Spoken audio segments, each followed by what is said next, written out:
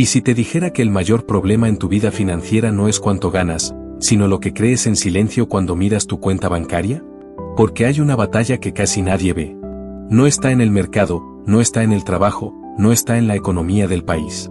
Está en el corazón. Y mientras esa batalla no se gane por dentro, ningún aumento por fuera será suficiente.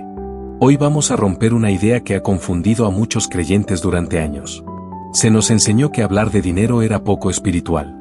Que desear estabilidad era casi sospechoso. Que conformarse con sobrevivir era sinónimo de humildad. Pero la Escritura nunca condenó el dinero. Condenó el amor desordenado al dinero. El problema no es tener recursos. El problema es convertirlos en tu Salvador. Primera de Timoteo capítulo 6 versículo 10 no dice que el dinero es la raíz de todos los males. Dice que el amor al dinero lo es. Eso significa que el conflicto no es externo, es interno. No está en el billete, está en el corazón.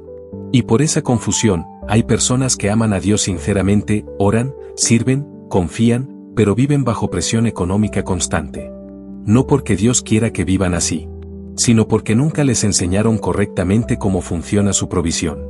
Hay momentos en la vida en los que sientes que todo alcanza apenas para respirar. Pagas una cosa y se descuadra otra. Llega una factura inesperada.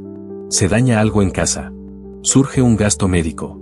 Y pareciera que el dinero se evapora antes de que puedas organizarlo. Lo más duro no es solo la falta de recursos. Es la sensación silenciosa de que por más que te esfuerces, nunca es suficiente. Avanzas un poco. Retrocedes 2 pasos. Trabajas más. Te cansas más. Y aún así vives al límite. Y entonces nace esa pregunta que casi nadie se atreve a decir en voz alta. ¿Será que Dios realmente quiere bendecirme también en lo material, o debo resignarme? Si alguna vez has sentido eso, este mensaje es para ti. La escasez bíblicamente no siempre significa falta de ingreso. Muchas veces significa falta de flujo. Hay personas que ganan poco y viven en paz. Y otras que ganan mucho y viven en constante presión. Eso demuestra que el problema no siempre es la cantidad. Es el principio que gobierna lo que tienes. La Biblia presenta 2 maneras de vivir económicamente. La lógica humana, trabajar, guardar, proteger, temer perder. La lógica del reino, trabajar, administrar, honrar, confiar. El error más común es intentar vivir lo espiritual solo en la iglesia, y lo material solo con nuestras fuerzas. Como si Dios participara en lo invisible, pero no en lo práctico. Desde el principio Dios enseñó algo diferente. Cuando el pueblo caminaba por el desierto no sembraba ni cosechaba. Y aún así cada mañana había provisión. La fuente no era el suelo. Era Dios.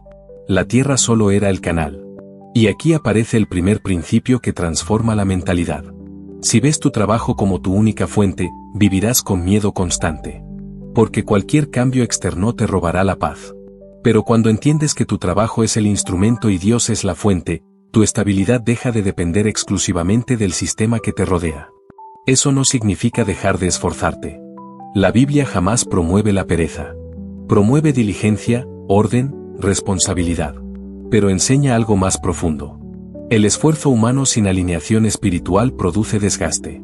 El esfuerzo alineado con Dios produce multiplicación. Hay personas que viven en lo que la Biblia describe como bolsa rota. Ganaban salario, pero se les iba sin saber cómo. No faltaba ingreso. Faltaba permanencia. El dinero entraba, pero no permanecía. Siempre algo lo consumía. Y Dios hizo una promesa específica. No solo aumentar. También proteger. Porque aumentar ingresos ayuda. Pero cerrar fugas transforma la vida. Existe algo que la Biblia llama el devorador. No siempre es algo visible. A veces se manifiesta como gastos constantes, decisiones impulsivas, oportunidades que se caen, daños repetidos, errores costosos. Es como si hubiera un drenaje invisible. Y Dios prometió reprenderlo. Pero esa promesa no está conectada solo a pedir. Está conectada a un principio. Dios funciona mediante pactos. Él se compromete. El hombre responde. No es comprar un milagro.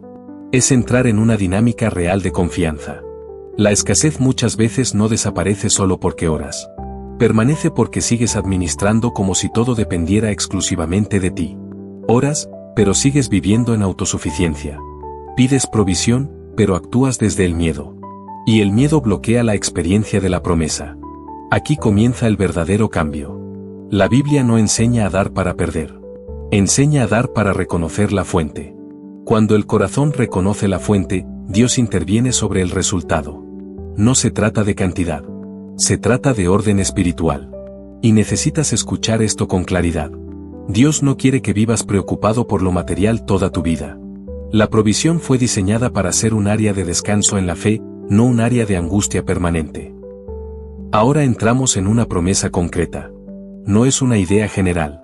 No es una frase motivacional.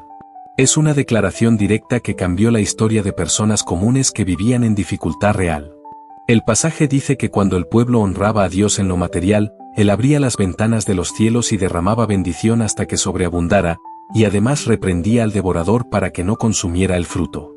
Observa algo poderoso. Primero, aumento. Segundo, protección. La mayoría solo espera lo primero. Pero sin lo segundo, lo primero desaparece. Muchos creen que bendición significa simplemente más dinero. Pero bíblicamente bendición también significa estabilidad. Significa que lo que tienes alcanza. Dura. Produce paz. Para muchos, el verdadero milagro no sería ganar más, sería dejar de vivir con miedo constante a que todo se derrumbe. Y aquí aparece una palabra que lo cambia todo: honra. Honrar no es dar por presión. No es cumplir por obligación. No es negociar con Dios. Honrar es reconocer prioridad. Es decirle a Dios con hechos: tú no eres lo último en mi lista. Eres lo primero. Y ese orden espiritual cambia el flujo. En la lógica humana primero pago todo y si sobra algo, entonces doy. En la lógica del reino primero reconozco la fuente, y luego administro lo demás. No porque Dios necesite algo, sino porque el corazón necesita soltar el miedo. La escasez muchas veces no vive en el bolsillo. Vive en la mente. El temor a quedarse sin nada empuja a decisiones impulsivas. A retener con ansiedad. A comparar constantemente. A vivir en estado de urgencia permanente. Y desde ese estado emocional nadie experimenta descanso financiero, aunque aumenten sus ingresos.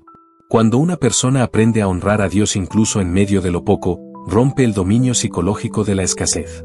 Está declarando que su seguridad no depende solo de números visibles. Ese acto libera fe. Y la fe abre espacio para la intervención divina. Por eso la promesa incluye reprender al devorador. No solo significa evitar pérdidas externas. También implica sabiduría interna.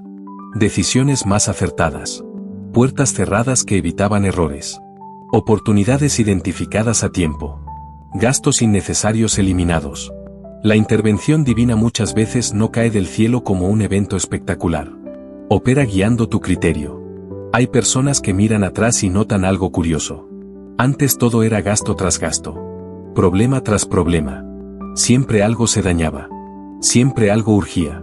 Después de ordenar su relación con Dios, las cosas no se volvieron mágicas, pero dejaron de romperse tantas cosas. Dejaron de aparecer tantas urgencias. Dejaron de tomar decisiones que luego lamentaban. Eso también es bendición. Pero aquí está la razón por la que muchos creyentes sinceros no experimentan esta promesa plenamente. Quieren el resultado, sin cambiar el orden. Esperan abundancia, pero siguen administrando desde el miedo. Y el miedo empuja a retener. La fe permite confiar. Dios no fuerza confianza. La invita. Cuando decides dar el primer paso, algo se activa. No porque Dios estuviera esperando dinero, sino porque estaba esperando confianza real. Y aquí ocurre algo profundo. Ya no vives intentando controlar cada centavo con angustia. Empiezas a caminar sabiendo que no dependes únicamente de tu capacidad. Trabajas. Planificas. Te esfuerzas. Pero sin cargar el peso emocional de que todo está sobre tus hombros. En la Biblia la bendición siempre está ligada a paz. Si aumentan los ingresos pero también aumenta la ansiedad, no es la bendición completa. La promesa es abundancia con reposo. Y muchas personas experimentan primero el cambio en la mente, y luego en lo material. Primero disminuye la angustia. Luego aparecen oportunidades. Luego la estabilidad crece progresivamente. Dios no solo provee recursos. Provee dirección. Y la dirección evita años de errores financieros. Pero hay algo aún más profundo que necesitamos entender, porque el mayor obstáculo no siempre es la falta de fe declarada. Es la desconfianza escondida.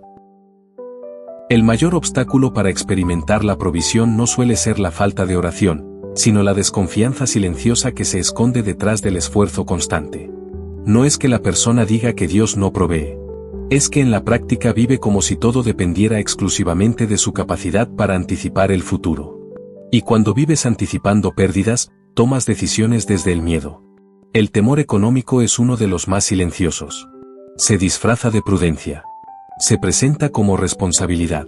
Pero en el fondo es una necesidad obsesiva de control.